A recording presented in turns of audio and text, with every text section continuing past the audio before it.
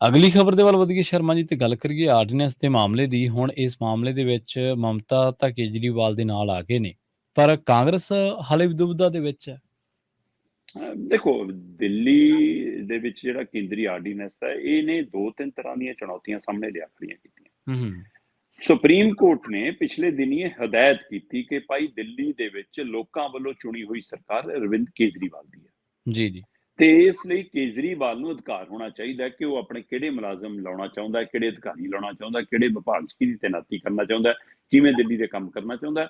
ਹਾਂ, ਉਹ ਫਾਈਲ ਤਿਆਰ ਕਰਕੇ ਐਲਜੀ ਨੂੰ ਭੇਜੇ ਤੇ ਐਲਜੀ ਨੂੰ ਉਹਦੇ ਪਰ ਕੋਈ ਸ਼ੰਕਾ ਸ਼ੋਭਾ ਉਹ ਪੁੱਛ ਲਵੇ, ਠੀਕ ਹੈ, ਪਰ ਉਹ ਇਹ ਨਹੀਂਗਾ ਕਿ ਉਹ ਮਨਜ਼ੂਰੀ ਨਹੀਂ ਦਊਗਾ, ਜਾਂ ਇਹ ਨਹੀਂਗਾ ਕਿ ਉਹ ਕਹੂਗਾ ਕਿ ਮੈਂ ਹੀ ਲਿਸਟ ਦਊਂਗਾ, ਮੇਰੀ ਬੰਦੇ ਪਾਓ, ਜਾਂ ਮੈਂ ਹੀ ਹੁਕਮ ਜਾਰੀ ਕਰੂੰਗਾ, ਜਾਂ ਹਰੇਕ ਫਾਈਲ ਪਹਿਲਾਂ ਮੈਂ ਬਣਾਉਂਗਾ, ਤਿਆਰ ਕਰੂੰਗਾ, ਫਿਰ ਉਲਟਾ ਏਦਾਂ ਨਹੀਂ ਹੋਊਗਾ। ਸੋ ਇਹ ਹਦਾਇਤ ਹੋਣ ਤੋਂ ਬਾਅਦ ਇਹ ਲੱਗਿਆ ਕਿ ਹਾਂ, ਲੋਕਤੰਤਰਕ ਤਰੀਕੇ ਨਾਲ ਸਰਕਾਰਾਂ ਨੂੰ ਉਹਨਾਂ ਦੀ ਤਾਕਤ ਮਿਲ ਰਹੀ ਹੈ, ਉਹਨਾਂ ਦੀ ਜੋ ਹੱਕ ਬਣਦਾ ਉਹ ਮਿਲ ਰਿਹਾ। ਪਰ ਜਿੱਦਾਂ ਹੀ ਇਹ ਮੋਦੀ ਸਰਕਾਰ ਵੱਲੋਂ ਆਰਡੀਨੈਂਸ ਲਿਆਂਦਾ ਗਿਆ, ਉਹਦੇ ਨਾਲ ਲੱਗਿਆ ਕਿ ਮੋਦੀ ਸਰਕਾਰ ਕੀ ਇਹ ਸੁਨੇਹਾ ਦੇਣਾ ਚਾਹੁੰਦੀ ਹੈ ਕਿ ਭਾਈ ਸਰਕਾਰਾਂ, ਖਾਸ ਕਰਕੇ ਉਹ ਸਰਕਾਰਾਂ ਜਿੱਥੇ ਭਾਜਪਾ ਦੀ ਸਰਕਾਰ ਨਹੀਂ ਹੈ, ਉਹ ਤਾਂ ਭੁੱਲ ਜਾਓ ਜੀ ਕਿ ਤੁਹਾਡੀ ਚੱਲੂਗੀ। ਕਿ ਉਹ ਇਹ ਸੁਨੇਹਾ ਦੇਣਾ ਚਾਹੁੰਦੀ ਹੈ ਕਿ ਭਾਈ ਜਿੱਥੇ ਤੁਹਾਡੀ ਬੀਜੇਪੀ ਦੀ ਸਰਕਾਰ ਨਹੀਂ ਆ, ਉੱਥੇ ਰਾਜਪਾਲ ਉਪ ਰਾਜਪਾਲ ਦੀ ਚੱਲੂਗੀ। ਕਿ ਉਹ ਇਹ ਸੁਨੇਹਾ ਦੇਣਾ ਚਾਹੁੰਦੀ ਆ ਕਿ ਅਸੀਂ ਤਾਂ ਸੁਪਰੀਮ ਕੋਰਟ ਦੀ ਨਹੀਂ ਸੁਣਦੇ, ਤੁਹਾਡੀ ਕੀ ਸੁਣ ਲਾਂਗੇ, ਤੁਸੀਂ ਟਿੱਕੇ ਬਹਿ ਜਾਓ। ਇਹ ਸੁਨੇਹਾ, ਇਹਦੀਆਂ ਚਰਚਾਵਾਂ ਰਾਜਨੀਤਿਕ ਤੌਰ ਤੇ ਖੂਬ ਚੱਲੀਆਂ।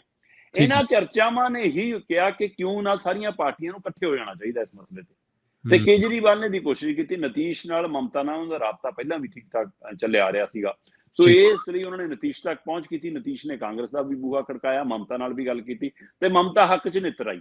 ਬਕਾਇਦਾ ਇੱਕ ਪਾਸੇ ਕੇਜਰੀਵਾਲ ਬੈਠੇ ਨੇ, ਇੱਕ ਪਾਸੇ ਭਗਵੰਤ ਮਾਨ ਬੈਠੇ ਨੇ, ਵਿੱਚ ਮਮਤਾ ਬੈਨਰਜੀ ਬੈਠੀ ਆ, ਮੀਡੀਆ ਨਾਲ ਸੰਬੋਧਨ ਕੀਤਾ ਜਾ ਰਿਹਾ। ਸੰਜੇ ਸਿੰਘ ਵੀ ਮੌਜੂਦ ਹੈ, ਰਾਘਵ ਚੱਡਾ ਵੀ ਮੌਜੂਦ ਹੈ, ਦਿੱਲੀ ਦੇ ਕੁਝ ਹੋਰ ਮੰਤਰੀ ਐਮਐਲਏ ਵੀ ਮੌਜੂਦ ਨੇ, ਤੇ ਕਹਿੰਦੇ ਜੀ ਇਹ ਕੇਂਦਰ ਧੱਕਾ ਕਰ ਰਿਹਾ, ਠੀਕ ਹੈ। ਤੇ ਕੇਜਰੀਵਾਲ ਨੂੰ ਤਾਕਤ ਮਿਲੀ ਕਿ ਹਾਂ, ਮੇਰੇ ਹੱਕ 'ਚ ਕੋਈ ਆਇਆ। ਤੇ ਹੁਣ ਇਸ ਮਸਲੇ ਤੇ ਵਿਰੋਧੀ ਧਿਰਾਂ ਨੂੰ ਕਿਉਂ ਕੀਤਾ ਜਾ ਰਿਹਾ ਕਿ ਇਸ ਆਰਡੀਨੈਂਸ ਨੂੰ ਆਪਾਂ ਜੇਕਰ ਰਾਜ ਸਭਾ 'ਚ ਡੇਗ ਲਈਏ ਜੀ, ਜਿੱਥੇ ਬੀਜੇਪੀ ਕੋਲ ਸਿੱਧੇ 93 ਮੈਂਬਰ ਨੇ ਤੇ ਉਹਨੂੰ ਬਾਕੀ ਖੇਤਰੀ ਪਾਰਟੀਆਂ ਦੇ 18 ਤੋਂ ਲੈ ਕੇ 21 ਮੈਂਬਰਾਂ ਦਾ ਸਮਰਥਨ ਹਾਸਲ ਹੈ, ਕਿ ਉਹਨਾਂ ਨੂੰ ਜੇਕਰ ਸਾਰੀਆਂ ਵਿਰੋਧੀ ਪਾਰਟੀਆਂ, ਕਾਂਗਰਸ ਸਣੇ ਬਾਕੀ ਸਾਰੇ ਵਿਰੋਧੀ ਪਾਰਟੀਆਂ ਦੇ ਮੈਂਬਰ ਜੇਕਰ ਇਕੱਠੇ ਹੋ ਜਾਣ ਤਾਂ ਇਹ ਆਰਡੀਨੈਂਸ ਨੂੰ ਘੇਰਿਆ ਜਾ ਸਕਦਾ ਹੈ ਰਾਜ ਸਭਾ ਦੇ ਵਿੱਚ ਜੀ। ਪਰ ਇਹ ਯਾਦ ਰੱਖਣ ਦੀ ਗੱਲ ਹੈ ਪ੍ਰਵੀਨ ਜੀ ਕਿ ਰਾਜ ਸਭਾ ਦੇ ਵਿੱਚ ਤਾਂ ਅੱਜ ਨਾਲੋਂ ਵੀ ਵੱਧ ਤਾਕਤ ਸੀ ਜਦੋਂ 3 ਖੇਤੀ ਕਾਨੂੰਨ ਲਿਆਂਦੇ ਗਏ ਸੀ। ਬਿਲਕੁਲ, ਤਦ ਵੀ ਲੋਕਾਂ ਦੀ ਆਵਾਜ਼ ਦਬਾ ਦਿੱਤੀ ਗਈ ਸੀ, ਰਾਜ ਸਭਾ ਦੇ ਮੈਂਬਰਾਂ ਦੀ ਸੁਣੀਓ ਨਹੀਂ ਗਈ। ਹਾਂਜੀ, ਧਵਨੀ ਸੇ ਪਾਸ, ਧਵਨੀ ਸੇ ਪਾਸ, ਧਵਨੀ ਸੇ ਪਾਸ, ਉਹ ਰੌਲਾ ਪਾ ਕੇ ਪਾਸ ਕਰ ਲਿਆ। ਜਦੋਂ ਕਿ ਉਹ ਵੀਡੀਓਗ੍ਰਾਫੀ ਦਿਖਦਾ ਕਿ ਉੱਥੇ ਇੱਕ ਵੀ ਬੰਦਾ ਰਾਜ ਸਭਾ 'ਚ ਉਂਗਲੀ ਖੜੀ ਕਰ ਦੇਵੇ ਵਿਰੋਧ ਵਜੋਂ, ਤਦ ਉਹਦੇ ਪਰ ਬਕਾਇਦਾ ਵੋਟਿੰਗ, ਬਕਾਇਦਾ ਚਰਚਾ ਹੋਣੀ ਹੁੰਦੀ ਆ। ਪਰ ਉਹ ਕੁਝ ਵੀ ਨਹੀਂ ਹੋਣ ਦਿੱਤਾ ਗਿਆ ਸੀ। ਕਿ ਉਹੋ ਜਿਹਾ ਧੱਕਾ ਹੁਣ ਚੱਲੂਗਾ ਜੀ?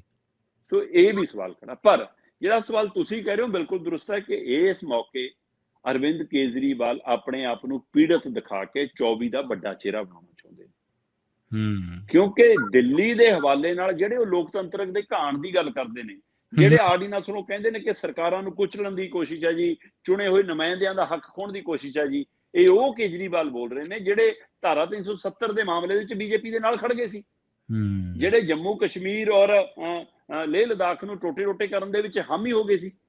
ਉਸ ਸਮੇਂ ਵੀ ਤਾਂ ਲੋਕਤੰਤਰ ਦਾ ਘਾਣ ਨਹੀਂ ਸੀ, ਉਸ ਸਮੇਂ ਉੱਥੇ ਦੇ ਚੁਣੇ ਨੁਮਾਇੰਦਿਆਂ ਨਾਲ ਧੱਕਾ ਨਹੀਂ ਸੀ, ਉਸ ਸਮੇਂ ਲੋਕਾਂ ਤੋਂ ਵੋਟ ਦਾ ਹੱਕ ਖੋਹਣ ਦਾ ਜੀ ਅਸੀਂ ਤਾਂ ਕੇਂਦਰ ਸ਼ਾਸਿਤ ਪ੍ਰਦੇਸ਼ ਬਣਾਵਾਂਗੇ, ਤਦ ਕਿਉਂ ਨਹੀਂ ਸਵਾਲ ਖੜਾ ਕੀਤਾ? ਸੋ ਇਸ ਲਈ ਉਸ ਸਮੇਂ ਉਹ ਚੀਜ਼ ਪੁੱਗਦੀ ਸੀ, ਅੱਜ ਇਹ ਚੀਜ਼ ਪੁੱਗਦੀ ਆ। ਤੇ ਇੱਥੇ ਕਾਂਗਰਸ ਦੁਵਿਧਾ 'ਚ ਇਸ ਲਈ ਹੈ ਕਿ ਕਾਂਗਰਸ ਨੂੰ ਕਦੇ ਤਾਂ ਲੱਗਦਾ ਕਿ ਸਾਨੂੰ ਵਿਰੋਧੀਆਂ ਧਿਰਾਂ ਨੂੰ ਇਕੱਠੇ ਹੋਣ ਦਾ ਮੌਕਾ ਮਿਲਦਾ, ਠੀਕ ਹੈ, ਇਸ ਲਈ ਅਸੀਂ ਨਾਲ ਆ ਜਾਈਏ। ਕਦੇ ਉਹਨੂੰ ਲੱਗਦਾ ਕਿਤੇ ਇਹ ਨਾ ਹੋਵੇ ਕਿ ਅਸੀਂ ਕੇਜਰੀਵਾਲ ਦੇ ਪਿੱਛੇ ਖੜੇ ਨਜ਼ਰ ਆਉਣ ਲੱਗ ਜਾਈਏ ਕਿ ਕੇਜਰੀਵਾਲ ਸਾਡਾ ਲੀਡਰ ਹੈ, ਇਹ ਨਾ ਚੱਲ ਜਾਵੇ। ਇਹ ਇਸ ਲਈ ਖੜਗੇ ਤੇ ਰਾਹੁਲ ਇਸ ਦੁਵਿਧਾ 'ਚ ਨੇ। ਪਰ ਪੰਜਾਬ ਦੀ ਕਾਂਗਰਸ ਲੀਡਰਸ਼ਿਪ, ਖਾਸ ਕਰਕੇ ਪੰਜਾਬ 'ਚ ਵਿਰੋਧੀ ਧਿਰ ਦੇ ਲੀਡਰ ਪ੍ਰਤਾਪ ਸਿੰਘ ਬਾਜਵਾ, ਜਿਹੜੇ ਕਹਿੰਦੇ ਰਾਹੁਲ ਗਾਂਧੀ ਦੀ ਗੁੱਡਬੁੱਕ 'ਚ ਖਾਸੇ ਨੇ, ਪਹਿਲਾਂ ਤੋਂ ਰਾਹੁਲ ਗਾਂਧੀ ਦੇ ਖਾਸ ਰਹੇ ਨੇ, ਉਹ ਕਹਿੰਦੇ ਜੀ ਉਹਨਾਂ ਨੇ ਦਿੱਲੀ ਸੁਨੇਹਾ ਪਹੁੰਚਾਤਾ ਕਿ ਆ ਗਲਤੀ ਨਾ ਕਰ ਲਿਓ, ਜੇਕਰ ਤੁਸੀਂ ਕੇਜਰੀਵਾਲ ਦੇ ਨਾਲ ਗਏ ਤਾਂ 2024 'ਚ ਤੁਸੀਂ ਪਿੱਛੇ ਹੋਵੋਗੇ, ਕੇਜਰੀਵਾਲ ਮੂਹਰੇ ਹੋਊਗਾ। ਤੇ ਇਹ ਇਸ ਲਈ ਤੁਹਾਡੀ ਆਪਣੀ ਹੋਂਦ, ਆਪਣੀ ਲੜਾਈ ਜਦੇ ਮੁੱਕ ਜੂਗੀ। ਤੁਸੀਂ ਰਾਜ ਸਭਾ 'ਚ ਮੁੱਦਾ ਚੁੱਕਣਾ ਆਪਣੇ ਦਮ ਤੇ ਚੁੱਕੋ, ਪਰ ਐ ਨਾ ਹੋਵੇ ਕਿ ਤੁਸੀਂ ਕੇਜਰੀਵਾਲ ਦੇ ਸਮਰਥਨ 'ਚ ਉਹਦੇ ਪਿੱਛੇ ਖੜੇ ਹੋ।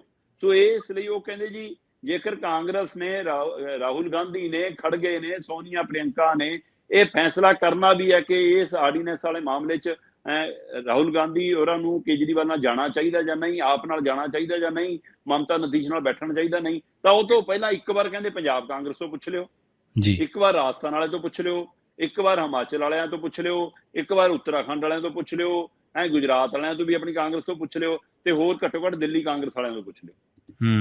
ਕਹਿੰਦੇ ਤੁਸੀਂ ਇਹ ਨੇ ਸਾਰਾ ਕੁਝ, ਕਹਿੰਦੇ ਫਿਰ ਤੁਸੀਂ ਕਿੱਥੇ ਕਹੋਗੇ ਜਾ ਕੇ ਸਾਡੀ ਸ਼ੀਲਾ ਨੇ ਕੰਮ ਕੀਤਾ ਸੀ। ਹਾਂਜੀ, ਬਿਲਕੁਲ। ਸੋ ਇਸ ਲਈ ਕਹਿੰਦੇ ਕਿ ਇਸ ਲਈ ਕਹਿੰਦੇ ਤੁਸੀਂ ਇਹ ਗਲਤੀ ਨਾ ਕਰੋ। ਇਸ ਹਵਾਲੇ ਨਾਲ ਕਾਂਗਰਸ ਨੂੰ ਦੁਵਿਧਾ 'ਚ ਹੈ ਕਿ ਸੂਬਿਆਂ ਤੋਂ ਰਿਪੋਰਟ ਸਾਨੂੰ ਹੋਰ ਆ ਰਹੀ ਹੈ, ਦਿੱਲੀ ਦੀ ਰਾਜਨੀਤੀ ਸਾਨੂੰ ਕੁਝ ਹੋਰ ਸੰਕੇਤ ਕਰ ਰਹੀ ਹੈ। ਕੀ ਸਾਨੂੰ ਇੱਕ ਪੂਰੀ ਵਿਰੋਧੀ ਧਿਰ ਨੂੰ ਇਕੱਠਿਆਂ ਹੋ ਕੇ ਮਜ਼ਬੂਤ ਧਿਰ ਵਜੋਂ ਦਿਖਾਉਣ 'ਚ ਫਾਇਦਾ ਹੈ, ਜਾਂ ਇਸ ਮਾਮਲੇ ਤੇ ਦੂਰ ਰਹਿ ਕੇ ਫਾਇਦਾ ਹੈ। ਸੋ ਕਾਂਗਰਸ ਇਸ ਦੁਵਿਧਾ 'ਚੋਂ ਜਦ ਤੱਕ ਨਿਕਲੂਗੀ ਤਦ ਤੱਕ ਦੇਖਦੇ ਹਾਂ। ਪਰ ਉਹ ਤੋਂ ਪਹਿਲਾਂ ਮਾਨਸੂਨ ਸੈਸ਼ਨ 'ਚ ਕਿਤੇ ਆਰਡੀਨੈਂਸ ਨੂੰ ਲੋਕ ਸਭਾ 'ਚ ਤਾਂ ਪਾਸ ਕਰਾਉਣਾ ਔਖਾ ਹੀ ਨਹੀਂ ਉਹਨਾਂ ਲਈ, ਰਾਜ ਸਭਾ 'ਚ ਵੀ ਕਿਵੇਂ ਤਣ ਪੱਥਣ ਲਾ ਜਾਂਦੇ ਨੇ, ਦੇਖਣ ਵਾਲੀ ਗੱਲ ਹੋਗੀ। ਸੋ ਇਹ ਮਾਮਲਾ ਆਉਣ ਵਾਲੇ ਦਿਨਾਂ 'ਚ ਵੱਡਾ ਰਾਜਨੀਤਿਕ ਪਹਿਲੂ ਬਣ ਸਕਦਾ, ਕਿਉਂਕਿ 2024 'ਚ ਨਤੀਸ਼ ਵੀ ਚਿਹਰਾ ਬਣਨਾ ਚਾਹੁੰਦੇ ਨੇ, ਮਮਤਾ ਦੇ ਅੰਦਰ ਵੀ ਲੱਡੂ ਫੁੱਟਦੇ ਨੇ, ਸ਼ਰਦ ਪਵਾਰ ਵੀ ਆਪਣੀ ਉਮੀਦ ਰੱਖਦੇ ਨੇ, ਹੈ ਨਾ। ਰਾਹੁਲ ਗਾਂਧੀ ਮਾਂ ਚਾਹੁੰਦੀ ਹੈ ਕਿ ਰਾਹੁਲ ਗਾਂਧੀ ਉਹ ਚਿਹਰਾ ਬਣ ਜਾਵੇ। ਖੜਗੇ ਪ੍ਰਧਾਨ ਬਣਨ ਤੋਂ ਬਾਅਦ ਕਰਨਾਟਕਾ ਜਿਤਾਉਣ ਤੋਂ ਬਾਅਦ ਆਪਣੀ ਵੀ ਆਸ ਲਾਉਂਦੇ ਹੋਣੇ, ਹੋਰ ਪਤਾ ਨਹੀਂ ਕਿੰਨੇ ਛੋਟੇ ਲੀਡਰ ਨੂੰ ਲੱਗਦਾ ਹੋਣਾ ਕਿ ਸਾਡਾ ਦਾਣਾ ਲੱਗ ਜਾਵੇ। ਇਸ ਲਈ ਇੱਕ ਨਾਲ 100 ਬਿਮਾਰ ਖਾਸੇ ਨੇ, ਇਹਦਾ ਹੀ ਫਾਇਦਾ ਭਾਜਪਾ ਲੈ ਜਾਂਦੀ ਆ, ਇਸੇ ਵੰਡ ਦਾ ਫਾਇਦਾ ਉਹਨਾਂ ਨੂੰ ਮਿਲ ਜਾਂਦਾ। ਸੋ ਇਸ ਲਈ ਦੇਖਦੇ ਆ ਇਹ ਵੰਡ ਇਸ ਮਾਨਸੂਨ ਸੈਸ਼ਨ ਦੇ ਵਿੱਚ ਆਰਡੀਨੈਂਸ ਵਾਲੇ ਮਾਮਲੇ 'ਚ ਵੀ ਰਹਿੰਦੀ ਆ, ਜਾਂ ਇਹਦੇ ਮਾਮਲੇ 'ਚ ਇਕੱਠੇ ਹੁੰਦੇ ਨੇ, ਤੇ ਉਹਦਾ ਫਾਇਦਾ ਫਿਰ ਕਿਹੜੀ ਧਿਰ ਲੈ ਕੇ ਜਾਂਦੀ, ਕਿ ਕੇਜਰੀਵਾਲ, ਕਾਂਗਰਸ ਜਾਂ ਹੋਰ ਕੋਈ। ਇਹ ਦੇਖਣ ਵਾਲੀ ਗੱਲ, ਕਿਉਂਕਿ ਮਸਲਾ ਇਹ ਸਾਰਾ ਲੈ ਦੇ ਕੇ 2024 ਦਾ ਹੀ ਹੈ। ਜੀ ਜੀ।